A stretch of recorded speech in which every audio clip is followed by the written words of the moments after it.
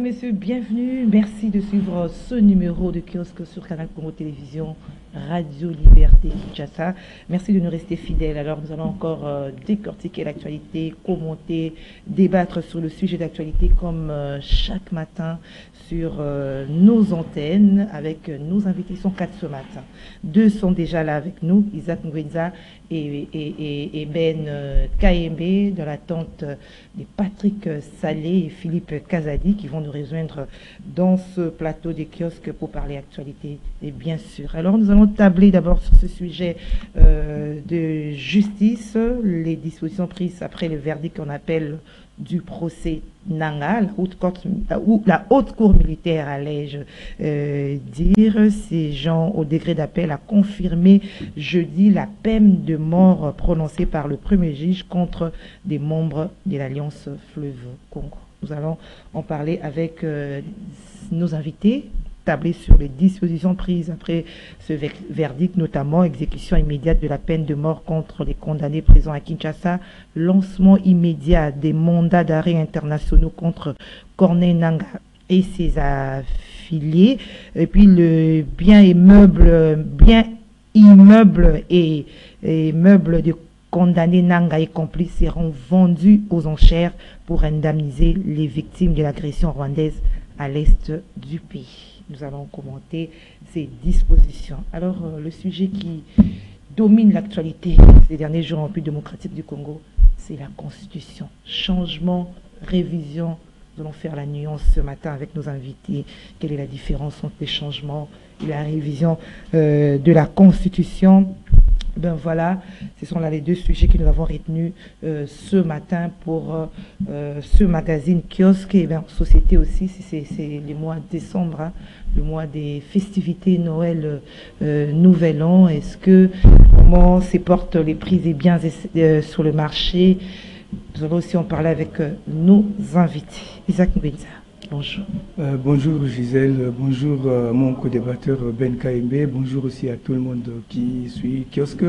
Je profite de cette occasion pour présenter mes condoléances à la famille de magistrat Godé Kapaï qui sera mis en terre aujourd'hui. C'est ce qui justifie que je sois en noir. Je dois aller à la Cour des comptes où les obsèques sont organisées. C'est un grand professeur de droit qui vient de partir. Je présente vraiment mes condoléances à la famille et je profite aussi de saluer Benoît Poyi, l'analyste, et tout le monde qui aime notre magazine Kiosque. Je pense que ceux qui vont suivre nos analyses ne seront pas déçus, je suis sûr. Voilà, c'est ça le souhait, hein, Isaac Ngwenza. Ouais. Analyse objective. Voilà. Voilà, Ben KMB, bonjour. Bonjour Gisèle, merci une fois de plus pour l'invitation. Il faut noter quand même que ça fait longtemps qu'elles ne sont pas revenues sur le kiosque.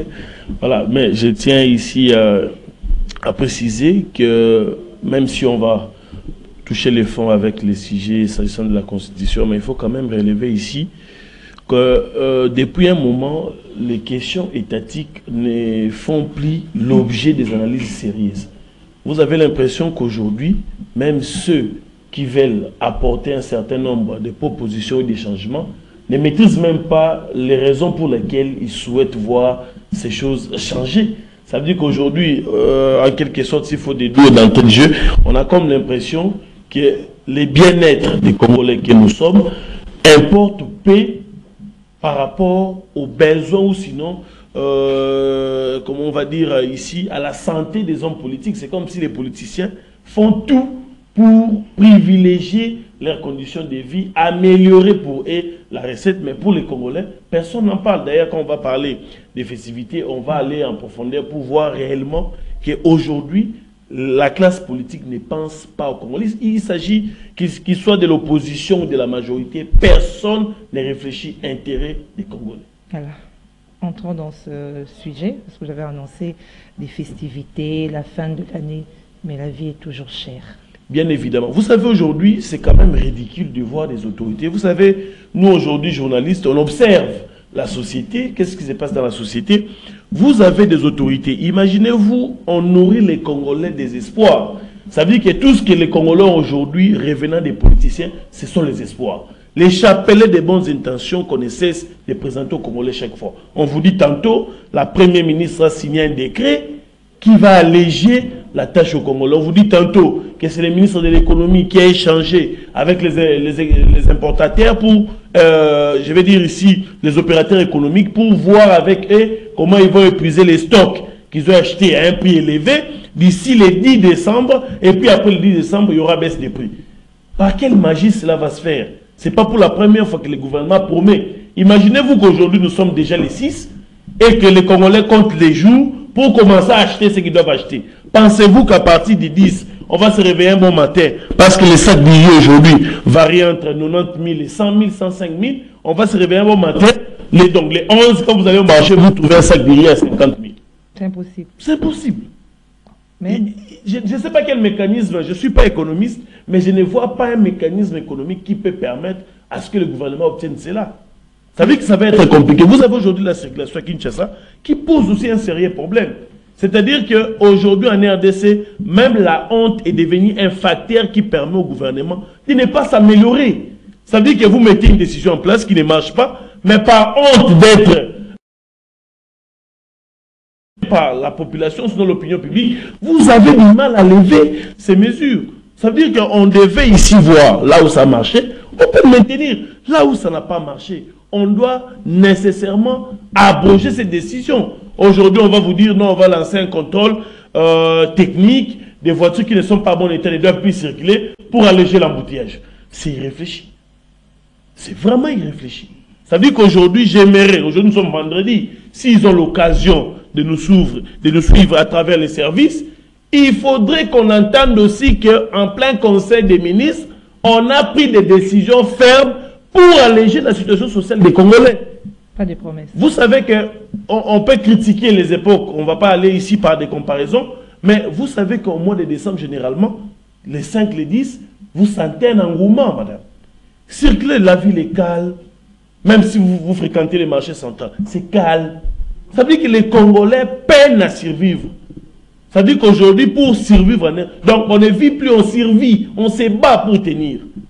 Et ça n'intéresse personne. Regardez même si c'est de l'opposition. Avez-vous déjà vu un membre de l'opposition dire aux Congolais, écoutez, d'ici les 10, comme le gouvernement a pris une décision, d'ici les 10, si le gouvernement n'applique pas ces mesures, on descend dans la rue. Personne ne les fera, je vous dis. Mais quand il s'agit de dire, écoutez, ils vont se partager les pouvoirs, moi je ne serai pas là, eh bien, on mobilise les gens. On est dans la rue, on est blessé, on est arrêté, parce qu'un politicien doit avoir un gain pour sa famille. Mais quand il s'agit de l'intérêt commun, personne n'a mis de le faire. Pourquoi pas cette opposition qui se réunit, qui fait une déclaration? Pourquoi aujourd'hui ils ne peuvent pas sortir pour dire, bah, Congolais, bah, fêter bien thé. Il faudrait qu'il y ait baisse des prix.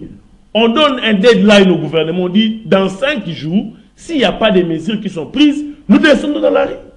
Et bien, on va vous tuer parce que vous demandez à être bien nourris. Ça, c'est une cause noble. Hein? Bien évidemment, mais on ne le fera pas. C'est pourquoi je vous dis ici qu'il s'agisse de l'opposition ou de la majorité, aucun politicien ne pense l'intérêt des Congolais. C'est-à-dire que Ben ne croit pas aux annonces faites. Hein, notamment ce que vous avez fait. Vous avez dit tantôt là, les importateurs ont promis qu'ils ont des stocks qui vont disponibiliser. Oui, parce qu'ils se sont mis autour d'une table.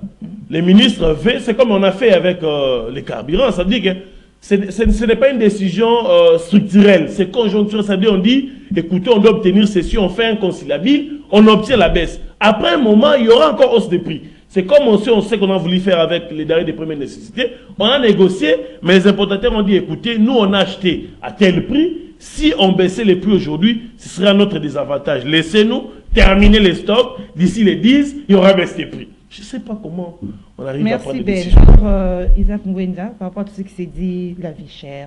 Mais à un moment, il y avait des mesures qui ont été prises pour lutter contre la vie chère, notamment l'allègement de certaines taxes. Mais exactement. En fait, ça, c'est pour répondre à Ben KMB, parce qu'il se disait, il ne voit pas par quel mécanisme on peut baisser les prix et tout là. Et je pense que lorsqu'on baisse les taux de taxes douanières, ça influence aussi au prix. En fait, ça c'est maintenant l'économie politique. C'est un problème de l'offre et de la demande, de manière générale. Mais lorsqu'on exonère la douane à certains produits, par exemple de première nécessité, ça peut conduire à la baisse considérable des prix des denrées alimentaires. C'est possible. Ça s'est fait ailleurs, ça peut aussi se passer ici. Ça dépend seulement du degré de la baisse. Par exemple, si vous vendez votre carton de Piodi à 40 000 francs parce que vous payez 12 000 francs de douane pour chaque carton. Si on vous dit, bon, à la place de 12 000 francs, vous allez payer 2 000 francs. Et on vous demande de vendre ça, par exemple, à 35 %, ça n'a pas de problème. Donc, c'est possible qu'on puisse vivre la baisse des prix dans la circulation pendant les fêtes. Ça s'est fait ailleurs aussi. Mais le problème n'est pas là. Le vrai problème dans notre pays, c'est le problème des fixités de prix.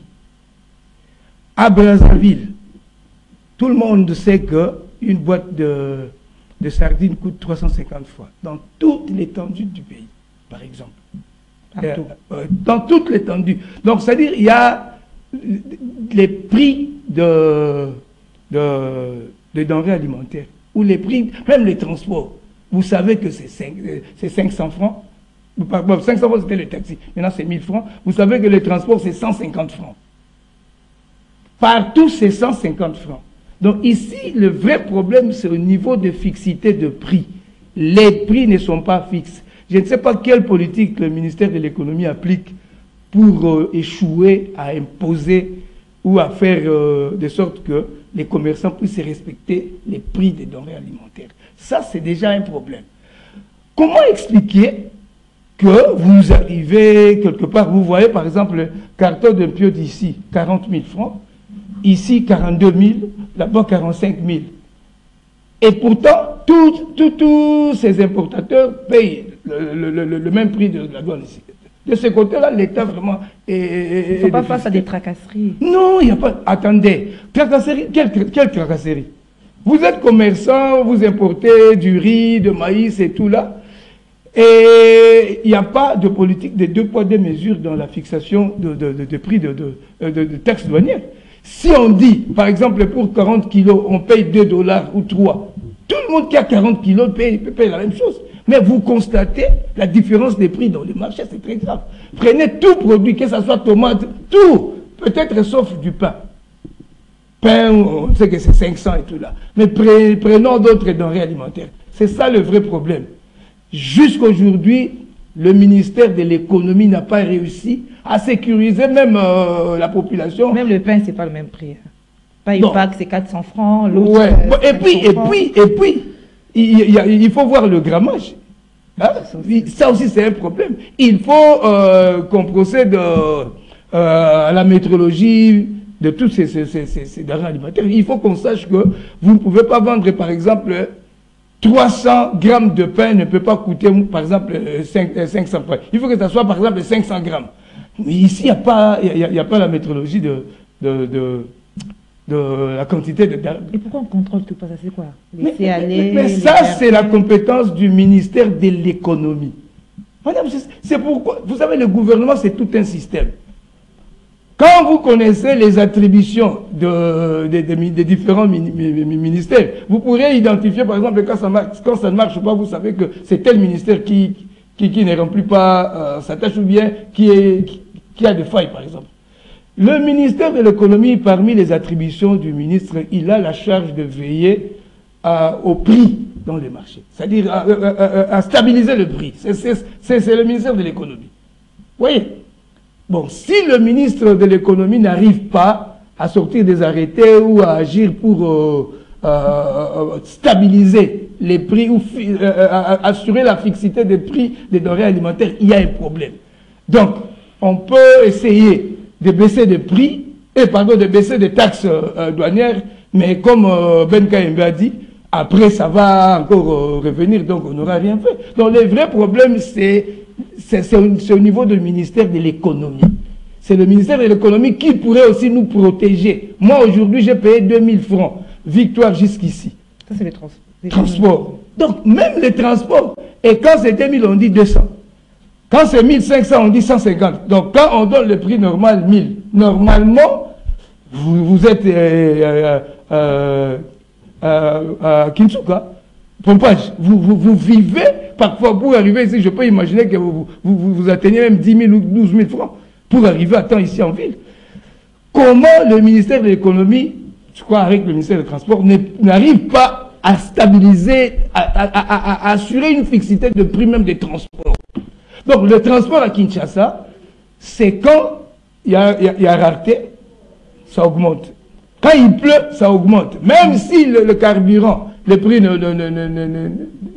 monte pas. Donc les problèmes, c'est au niveau du ministère de l'économie qui doit sécuriser la consommation, en fait, la population dans la consommation de tout ce que nous... Merci Isaac Mouenza, espérons que ça va changer dans les jours à venir. C'est le souhait de tous. Alors, parlons justice à présent, avec ces dispositions prises après le verdict en appel du procès Corneille Nangaa. Exécution immédiate de la peine de mort contre les condamnés présents à Kinshasa. Ce verdict du procès en appel.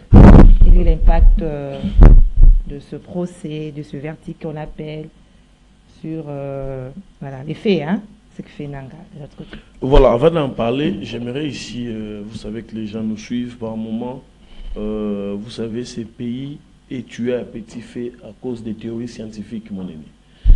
Ça veut dire que par moment, quand vous utilisez les théories scientifiques, pensez aussi à l'impact réel, parce que les Congolais qui nous suivent n'attendent pas ces théories scientifiques. Parce que vous n'allez pas dire à un monsieur qui habite Kinshasa Péché, à une dame qui est à gauche ou à droite, qui n'a pas le temps de suivre tous vos paperasses, tous vos littératures, apportez-lui une explication concrète. Quand vous publicitez cette fameuse exonération, d'abord c'est en défaveur de l'État congolais, est-ce que vous le savez? Parce que l'État congolais doit atteindre ses assignations. Et ça passe par les taxes, ses impôts.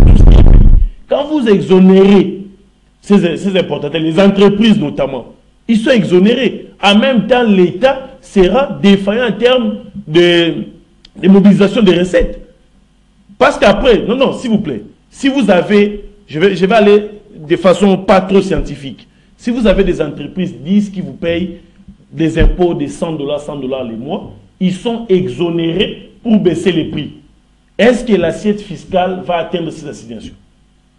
Si par exemple, ces régies financières où ils payent, par mois, il doit atteindre quel chiffre d'affaires, est-ce qu'il va encore l'atteindre? Mais non, je vous dis.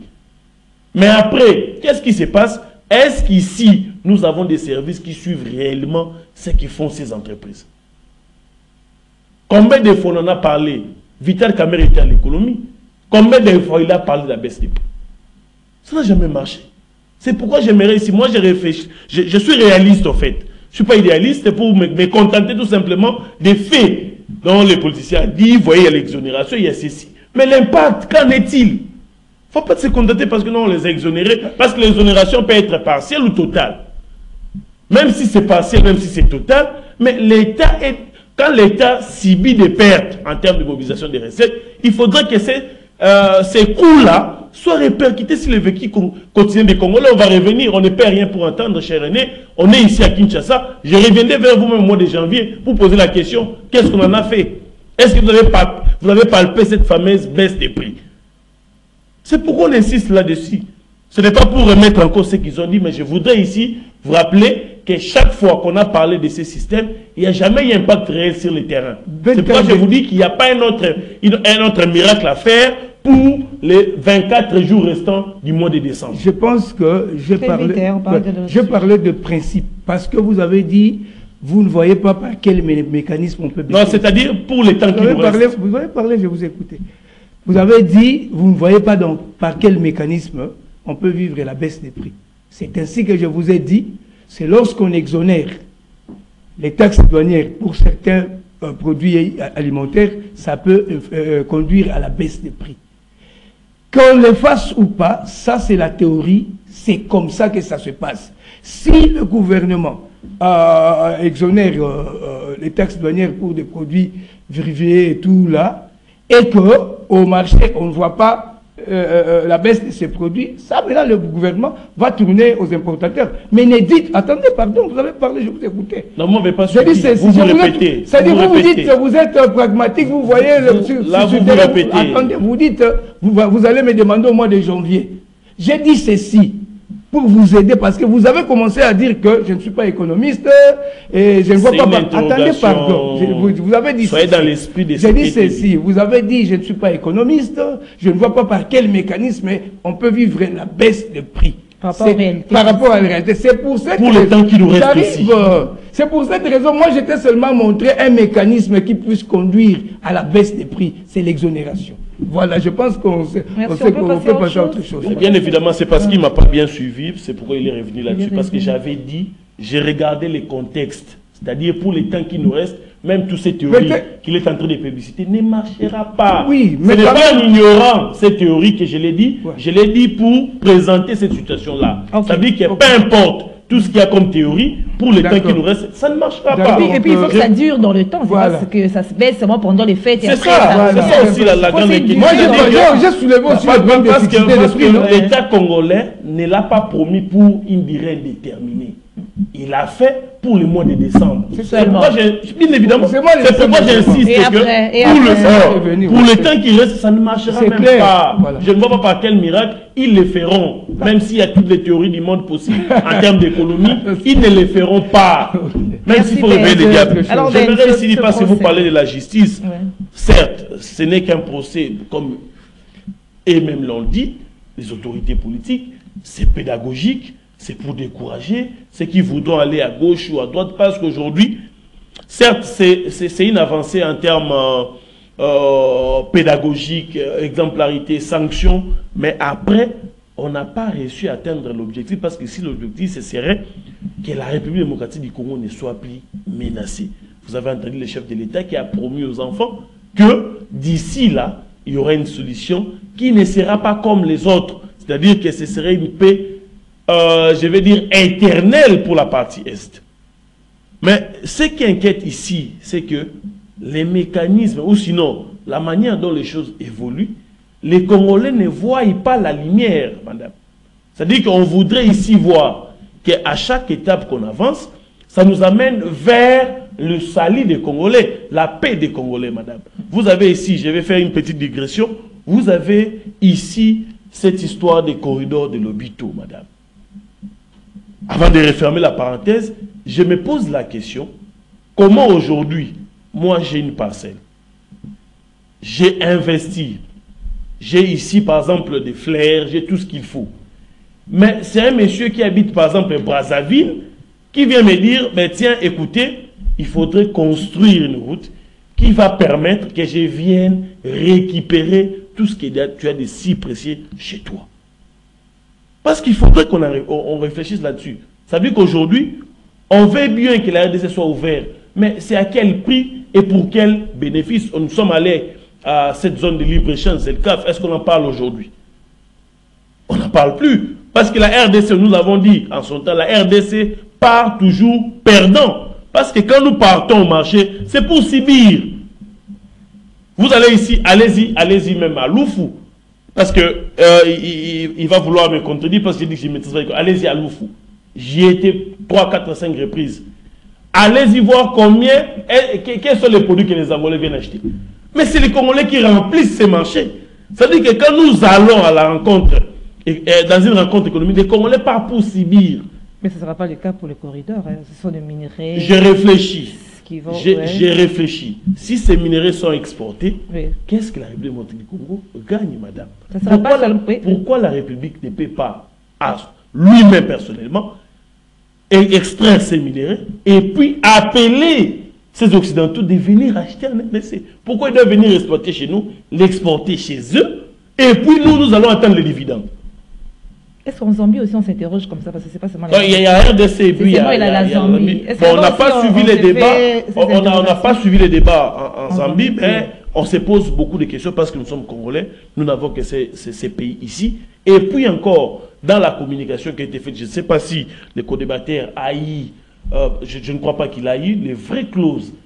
Ce qui a été signé entre les pays, mais tout ce qu'on nous a dit, c'est pour l'intérêt. Même la communication de la présidente était superficielle. On n'est pas allé dans le fond, on nous a dit, c'est pour l'intérêt de la République démocratique du Congo. Mais nous avons besoin d'écrire. J'ai suivi même Jeune Afrique. Ils sont restés superficiels et qui ont l'habitude d'aller dans le fond. Nous sommes en train de nous poser beaucoup de questions. Il faudrait quand même que les Congolais aient une information sérieuse là-dessus parce qu'il s'agit de notre pays. Je ferme la parenthèse. On revient la justice, je disais, c'est fait de façon pédagogique. Aujourd'hui, est-ce que les sanctions infligées à ces traîtres, est-ce qu'aujourd'hui ces sanctions peuvent atteindre aussi Nanga? Parce que c'est ça l'objectif des Congolais. Nous voulons aujourd'hui, c'est comme moi, j'aimerais aujourd'hui voir ces Nanga-là être arrêtés, les voir un peu. Mais il est qui pour déranger autant les Congolais?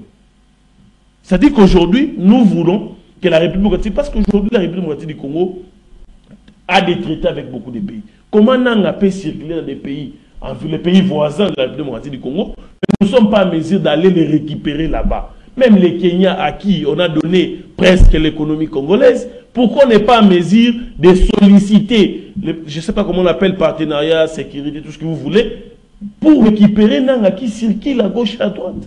Mais on dit qu'il y a des gens derrière lui, c'est pas seulement d'autres, le Rwanda notamment.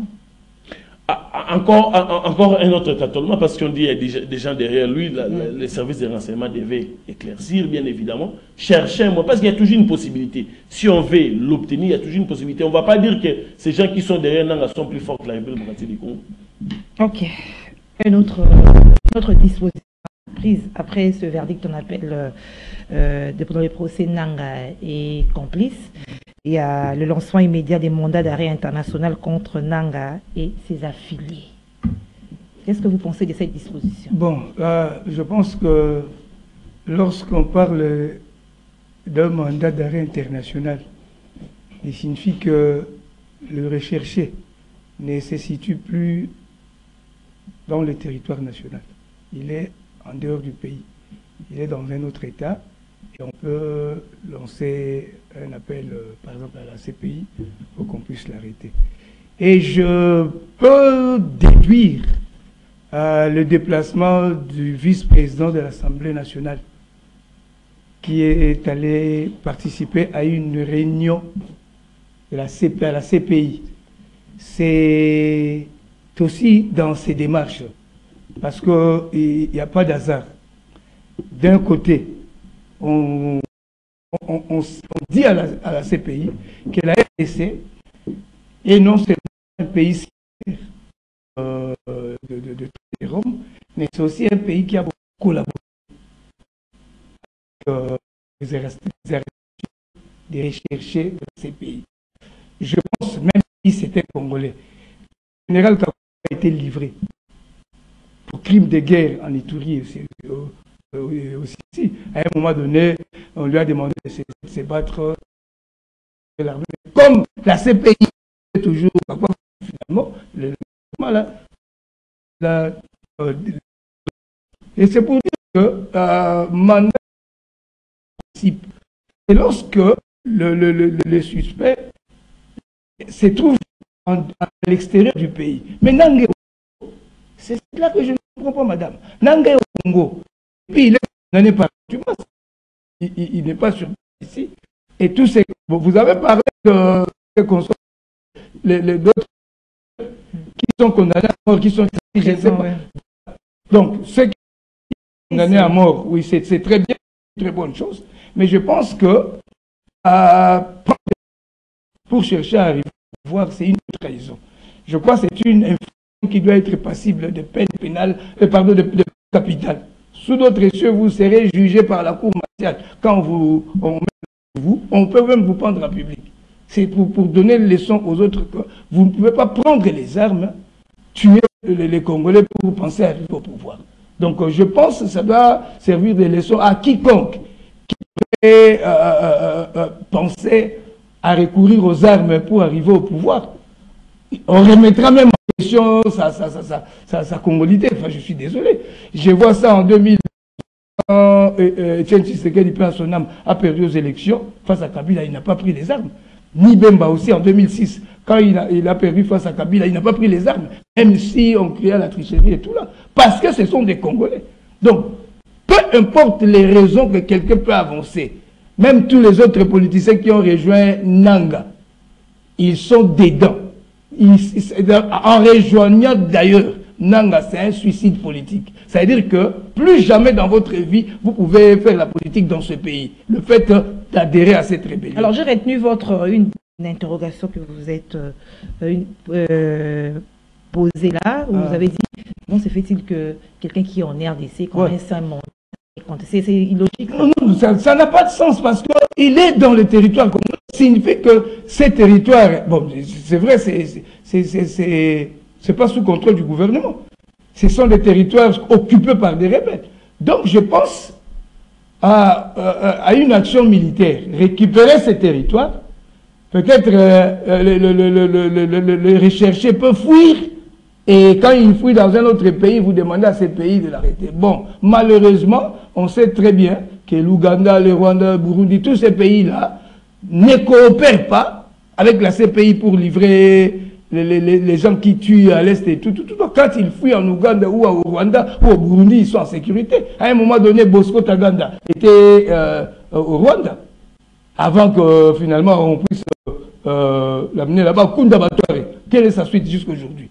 C'est ça le vrai problème. Et pourtant, tous ces pays sont signataires de traités de Rome. Moi, je pense, je suis contre même la politisation de cette Cour pénale internationale. D'abord, imaginez-vous que Jean-Pierre Bemba fait 10 ans de détention. On est en train de parler de la justice, de la CPI. C'est une cour, moi par exemple, ça m'a déçu. Vous détenez quelqu'un pendant 10 ans sans l'avoir jugé. Alors que vous l'accusez de crimes, de guerre et tout là. Mais jugez la personne, condamnez-les. Mais on vous prend, on vous incarcère pendant des années, 10 ans. Mais c'est incommensurable. Bon. Merci Zach. Attends, je vais parler d'autre chose. J'ai suivi Ben Kembe. Bon, moi, je n'entre pas dans cette histoire de l'hôpital, signature de clause pour des minéraux, tout là. Mais je vais relever un fait que je trouve très sérieux de la ZLECAf que Ben a soulevé ici. La zone de libre-échange continental africain. Moi, ce que je condamne de notre gouvernement, c'est la communication. Dans tout ce que le gouvernement fait, c'est la communication. On ne communique pas, les gens sont ignorants, les gens ne savent pas. Je vais encore vous dire, on a adhéré à l'EAC. Le gouvernement, le ministre de l'intégration régionale, le ministre des Affaires étrangères à l'époque, n'ont jamais pris le temps de sensibiliser la population, que les gens aient une idée claire de ce qu'on appelle East African Community. C'est ce qu'on appelle EAC ici, Communauté des États de l'Afrique de l'Est. Tellement que le gouvernement n'a pas pris soin d'informer, d'expliquer à la population du bien fondé de l'adhésion de la RDC à l'EAC. Vous voyez les opposants passer à la télévision. D'ailleurs, même Kabila n'a pas adhéré le pays à l'EAC. Tshisekedi a vendu le pays chez le Rwandais. Mais ça m'énerve. Qu'on lise la charte de l'EAC, c'est en anglais. East African Community. Attends, je vais terminer, pardon. Je vais terminer en disant, le problème de communication est très, très important.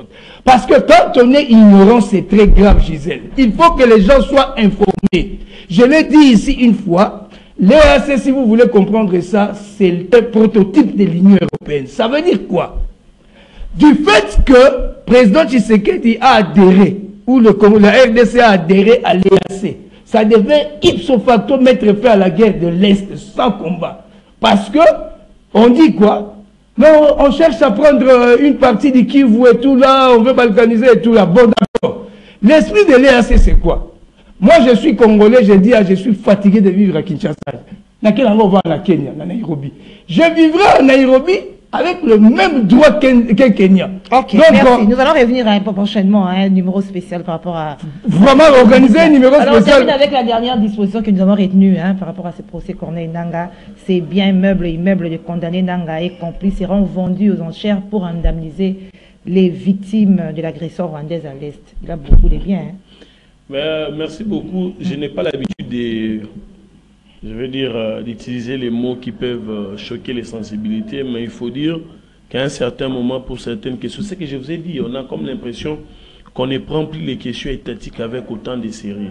Ça veut dire que pour satisfaire ces ambitions je vais dire ici, peut-être mesquin ou nourrir l'opinion publique, on se permet parce que je vais pas aller loin. Nicolas Kazadi l'a répété, il a dit, il a dit au chef de l'État, c'était sa façon lui, de gérer les réseaux sociaux, c'est-à-dire, aujourd'hui, même un ministre se permet d'appeler le chef de l'État pour lui dire, écoutez, telle décision doit être faite parce que je dois gérer les réseaux sociaux. Donc, c'est-à-dire qu'on a donné un portefeuille à un monsieur qui se préoccupe de la gestion des réseaux sociaux. Ça veut dire que c'est que les Congolais doivent en bénéficier. Ça ne l'intéresse pas. Ils pensent plus à ce que les internautes vont dire. Madame, on a parlé ici d'un mandat d'arrêt international. Ça veut dire, si on doit déduire, ce que les partis qui sont occupés parce que nous sommes agressés ne sont plus des territoires congolais. C'est la question qu'on se pose. Parce que si on doit lancer un mandat d'arrêt pour un monsieur qui se retrouve dans ces coins-là, ce qu'on a en quelque sorte l'idée que ce ne serait plus un territoire congolais. Ça veut dire que c'est un territoire étranger. Pour arrêter un monsieur là-bas, il faudrait qu'il y ait un mandat d'arrêt international. C'est la grande question. Parce que c'est malade aussi dans d'autres pays. Nanga revient trop souvent dans la partie Bunagana et tout ça. On doit nous donner des informations si réellement pourquoi on doit mettre un mandat d'arrêt international. Parce qu'aujourd'hui, Nanga se retrouve facilement sur le sol congolais. Pour arrêter un Congolais dans les sols congolais, a-t-on besoin d'un mandat d'arrêt international? La justice doit nous répondre. Et puis on parle de la peine de mort. Aujourd'hui, vous savez que la RDC a ratifié les traités des droits de l'homme, tout ce que vous voulez. Mais est-ce qu'aujourd'hui, sommes-nous prêts à aller à l'encontre? Parce qu'aujourd'hui, la RDC a un place de choix. Est-ce qu'aujourd'hui, nous sommes prêts à aller à l'encontre de tout ceci? Parce qu'il a dit, ça doit s'appliquer immédiatement. Ça veut dire que ça ne passera même pas par les couloirs de la mort, cette fameuse couloir où les gens prennent du temps avant que cela n'arrive. Parce qu'on l'a vécu du temps de Mobutu. Est-ce que ça va se faire de cette manière-là? On mettra les gens en public et tout ce que vous voulez. C'est la grande question que se pose. Encore qu'on parle des biens même de Corneille Nangaa. À quelle hauteur ça va se lever pour que ça remplisse ou sinon ça couvre les blessures des gens de la partie Est? Les gens qui sont dans les camps de réfugiés, les camps de déplacés. On parle de plus de 2 millions de déplacés internes. Nangaa quoi?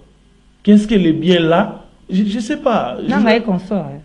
Les gens Jacques Mamba, les autres. Est-ce qu'ils ont les biens à la hauteur de satisfaire tout ce qui s'est passé à la partie Est? Comment on donne aux familles pour les indemniser? On a vu là-bas, l'autre côté, on donnait des $1000. C'était où comme ça?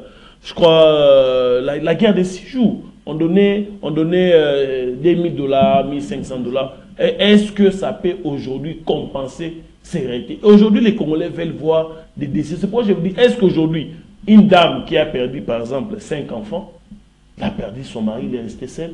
Est-ce que ce qu'il attend de la République démocratique du Congo, c'est une somme d'argent? La paix. C'est la paix, madame. Ça veut dire que tout ce que vous voulez lui donner sur la terre ne va jamais combler ces vides qui va rester dans sa vie. Rien que voir la paix qui peut combler les vides qu'il a dans sa vie. Ça veut dire qu'il va dire, écoutez, aujourd'hui nous avons obtenu la paix. Ne lui amenez pas de l'argent. Ça arrivera. Ce serait de ça va arriver cette paix-là. Ces gens de l'Est n'attendent pas qu'on vende les biens de Nangaa et qu'on sort, qu'on amène de l'argent. C'est pas ce qu'ils veulent. Ils veulent la paix. Merci. Alors, venons-en à la Constitution. Alors, aujourd'hui, nous avons dit que nous allons faire un peu cette nuance. Parce qu'il y a les débats autour des changements, révision, Constitution. Isaac Ngouid. Bon, Gisèle, qu'est-ce qu'on entend par changement? Qu'est-ce qu'on entend avec permettez-moi, avant de l'aborder, je me sens que je ne peux pas laisser ceci passer. La télé, c'est le temps. Hein. C'est le temps, je sais. Vous promettez de me recevoir 30 minutes dans votre émission au-delà de l'actualité pour parler de la... Nous sommes sur kiosque, j'ai dit, parce que sur kiosque, je ne peux pas prendre 30 minutes pour parler d'un sujet. Oui, il faut que nous parlions de la ZLECAf. Vous faites passer votre temps. Non, je ne passe pas mon temps. Zone de libre-échange continental africain, c'est très, très dangereux. Parce que, faire une émission spéciale. Une émission spéciale, pourquoi? Parce que quand il y a eu Covid-19 ici, il y a eu une forte campagne de sensibilisation. Attendez, mais laissez-moi parler. Je veux parler du sujet. Je vais d'abord clarifier ça. Quand Covid était arrivé ici, le gouvernement a mis des moyens pour prévenir les gens à prendre des comportements conséquents pour éviter cette pandémie. Alors, ça tue le corps. Par contre, les caves tuent l'économie. Il faut qu'on explique très bien cette zone de libre-échange continental africain parce que, Ben Kaïba dit, nous serons perdants et tout là. On doit avoir 30 minutes à expliquer que les gens comprennent. C'est un domaine que je maîtrise. Maintenant, j'entre dans la révision ou changement de la Constitution. Je pense que en France, il y a, je crois, l'année passée, il y a eu révision constitutionnelle aussi pour modifier certaines lois sur l'immigration en France. Donc, la révision constitutionnelle, notre Constitution précise même les conditions de révision, de la révision. Ça peut provenir d'une initiative du chef de l'État ou de 2 chambres de Parlement avec 100 000 signatures et tout là. Mais le vrai problème, c'est que les Congolais doivent comprendre. Vous avez même remarqué le président du MLC, Jean-Pierre Bemba, avant-hier, il a soutenu la révision constitutionnelle. Constant Moutamba, ministre de la Justice, il soutient la révision constitutionnelle. Je pense que personne ne peut s'opposer à une quelconque révision de la Constitution. Parce que la révision constitutionnelle, il y a quelques articles qu'on touche, signifie que la Constitution n'est pas mauvaise. Elle est bonne, mais on constate qu'il y a quelques articles à modifier ou à amender. Là, on parle de la révision. Le changement, on constate que dans l'ensemble, les choses ne marchent pas parce qu'il y a plusieurs dispositions qui sont mauvaises, qu'on doit changer. Et lorsqu'on change la Constitution, dans le contexte actuel, si on change la Constitution, signifie que tout tombe. Nous entrons dans un nouveau régime. Le président sortant peut encore poser sa candidature. Non, tous les articles. C'est-à-dire, si on change ça, je vais vous donner un exemple très simple. À l'entrée de l'AFDEL, on n'a pas révisé la Constitution. L'AFDEL a trouvé le pays avec une Constitution. La Constitution de révolutionnaire élaborée par Tshisekedi Liaou. Ils ont trouvé le pays avec une Constitution. Ils n'ont pas révisé. Ils ont pris toute la Constitution de Mobutu. En d'autres termes, hein, tout ce qui est dans la Constitution de Mobutu était mauvais. Que ce soit mode de gestion et tout là. Selon l'AFDEL. Selon l'AFDEL. C'est pourquoi ils ont élaboré une nouvelle constitution. Malheureusement, leur constitution aussi a montré ses limites. C'est révélé encore pire que la constitution de Mobutu. Je vous ai dit l'autre fois ici, quand on élabore la loi doit obéir au principe élémentaire de la règle de droit, qui estime qu'une loi soit impersonnelle, abstraite, générale et obligatoire. Quand une loi ne remplit pas ces conditions, souffrira un jour d'un quelconque amendement ou changement. Parce qu'on ne peut pas avoir une constitution taillée sur mesure de Gisèle. Toutes les lois qu'on a eues dans le pays estimaient que pour être président, il faut avoir au moins 40 ans. On élabore la constitution Kabila à 35 ans. Et on baisse l'âge à 30 ans. Pas parce que les jeunes d'aujourd'hui sont aussi intelligents. À 20 ans, 29 ans, 30 ans, on peut être président. Mais c'est parce que le président peut pouvoir avec 35 ans. Donc, une constitution taillée sur sa mesure. Et puis, on évolue. On amende même la constitution en sa faveur. Pour être président, la constitution qu'ils ont trouvée dans ce pays estimait qu'il faut être élu à la majorité, élu au suffrage direct à la majorité absolue, ça veut dire la moitié plus 1. On va comme ça en 2006, on arrive en 2011, Kabila se rend compte que si on continue comme ça, je vais perdre. Il révise la constitution en sa faveur. On supprime le second tour. Et ça continue. Donc ce sont des problèmes qu'on doit absolument changer. Alors, pour la situation actuelle du pays, par exemple, vous avez expliqué la nuance entre la révision, c'est-à-dire toucher certains articles, voilà. Changement, tout basculer. Voilà. Pour la situation actuelle, faudrait-il changer ou réviser? Voilà. Selon vous, pour ça moi, divise la classe ça politique. je dis, ça c'est moi. Hein. Moi, je soutiens le changement de la Constitution pour la simple raison. On change tout. Pourquoi? Parce que cette Constitution aussi a été élaborée pour régler des comptes à Mobutu. Tout de Mobutu est mauvais.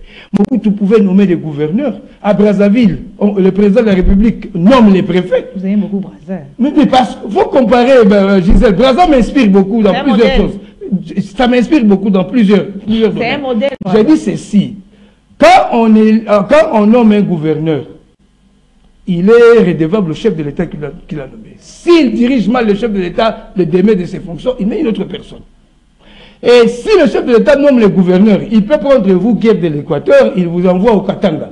ça consolide l'unité nationale. On doit tout changer. J'ai dit, moi, cette constitution, elle est mauvaise. Mais les politiciens ne voudront pas le changement pour la simple raison qu'en cas de changement de la constitution, ça permettrait au président Tshisekedi de continuer de déposer encore sa candidature. C'est cela. Ça peut aussi permettre aux anciens présidents comme Kabila de revenir. Bien sûr. Donc la crainte, ce n'est pas à l'endroit du président Kabila parce qu'il n'est pas au pouvoir.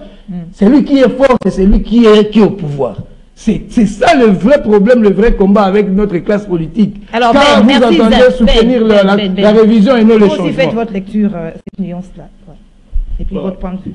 Merci beaucoup. D'abord, j'aimerais ici relever, avant de parler des révisions, changements, relever que de mon analyse, il en ressort que la Constitution, nos lois généralement, aujourd'hui connaissent beaucoup de limites. On a comme l'impression que les lois sont faibles. On vit dans un État où il n'y a aucun texte qui écrit précisément si un ancien Premier ministre peut être jugé où. Et toute la République s'emballe. Ça devient un débat. Quelqu'un a détourné de l'argent, la justice a détourné. Mais on peut juger parce qu'il n'y a aucun texte qui donne avec précision où il doit être jugé. Un voleur ça veut dire qu'aujourd'hui, les textes sont faits tellement ces textes dans l'idée d'étaler sur mesure les ambitions politiques, parce qu'aujourd'hui, il faut le dire, les changements ou la révision de la Constitution est totalement un fait politique et non un fait juridique. Alors, ces parce que c'est la volonté politique qu'on obtient ces révisions ou les changements de la Constitution. Même ce qui se passe, ça n'a rien à voir avec du juridisme. C'est purement de la volonté politique. Ça veut dire que ça ne dépend pas, ce n'est pas les changements ou la révision constitutionnelle n'est pas une exclusivité juridique. Ça veut dire que ce sont les politiques qui sont déterminés à changer les textes. Or, ces politiques-là ne sont pas nécessairement ceux qui maîtrisent la sociologie ou les droits. Ça veut dire qu'aujourd'hui, on est dans un flou total. Pourquoi je l'ai dit? Si vous regardez aujourd'hui, en tout cas, je pose des questions, je parle sous réserve des juristes, ou je m'interroge sous réserve des juristes. Est-ce qu'il y a quelque part dans cette constitution où on détaille la superficie de la RDC? S'il y en a, oui. Est-ce que dans cette constitution, madame, parce qu'on en parle, la constitution elle-même vous dit qu'on peut réviser. Si, ici Isaac l'a dit, si on change la constitution, c'est que tout tombe. Si on change la constitution, tout tombe. Donc le président de la République n'est plus président. Qui va promulguer cette constitution? Comment cette constitution fera-t-elle pour entrer en vigueur? Parce que si vous créera une transition. S'il vous plaît. On va créer une transition. S'il vous plaît. En tout cas, je ne sais pas si les changements imposent une transition. Qui va déterminer les critères de cette fameuse transition si ce changement va se faire d'un seul camp? C'est-à-dire que la majorité s'accapare du pays. C'est-à-dire qu'ils vont organiser leur propre transition. C'est pour vous dire que ce changement doit impliquer tout le monde. Si changement il doit y avoir. C'est-à-dire impliquer... Non, c'est-à-dire que s'il y aura transition, parce qu'il y a eu changement, il n'y aura pas, le chef de l'État ne sera plus en place pour promulguer la Constitution. Donc on va, bien évidemment, parce que vous voulez me dire que le chef de l'État va rester en fonction sur base de quel texte, les textes sont tombés caducs. Écoutez, vous avez dit qu'il y aura transition. C'est pourquoi je vous dis, si l'opposition, tous ces leaders de l'opposition, ne prennent pas part à ce qui s'est fait, c'est que la majorité elle-même va organiser la transition.